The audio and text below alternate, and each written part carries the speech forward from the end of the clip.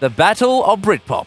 Their follow-up single, Roll With It, was set for release on August 14th, 1995. But Blur, sensing the moment, made a bold move. They shifted their single Country House to the exact same day. The press loved it. The media framed it as a showdown. Oasis versus Blur, North versus South, working class grit versus middle class. Two of Britain's most popular pop groups have begun the biggest chart war in 30 years. The Manchester band Oasis and their arch rivals Blur released new singles today, each hoping to reach the #1 spot next week. The music industry hasn't seen anything like it since the Beatles fought it out with the Rolling Stones in the 60s. Clive Myrie reports.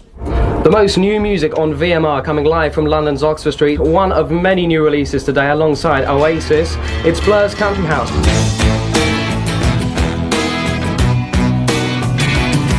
It's been described as the British Heavyweight Pop Music Championship. In one corner, 4 young middle-class men from the south of England, collectively known as Blur, and in the other corner, 5 young working-class men from Manchester, called Oasis.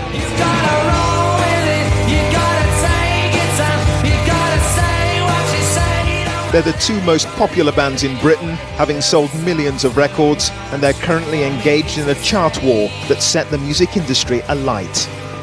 We are now in the golden era again of British pop music. But these are 2 groups, Oasis and Blur, who actually formed on the indie circuit, who have grown more and more popular through just playing lots and lots of gigs around the country, and who have now crossed right over to the public at large, and they're duking it out to see who is the biggest. He's got morning glory and life's a different story. Everything's going Jack and Jory. There's little love lost between the 2 groups, who view each other with derision. This could be dismissed as pure hype to boost record sales, but at times the put-downs have been less than friendly.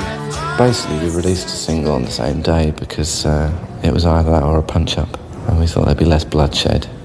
We've got to get through this next single release before one of us isn't going to be talking to the other after it. And in the middle of that firestorm, Noel was furious. He felt Blur had pulled a cheap trick. We were quite offended at the time. We were sat in Rockfield and Alan McGee came down and said, well, they've moved their single back. You know, they had it ready to go like 2 weeks before, and they decided to stop it and move it back so it was on the same day as ours. Alan McGee and that was saying, well, you know, just like move yours back again. And we were saying, no, fuck that. That release date clash wasn't just strategic. It was a shot across the bow. But Oasis weren't backing down. Country House may have hit #1, and Blur may have won the battle, but Oasis would certainly go on to win the war. This is Supersonic Radio with Sam Menhennett.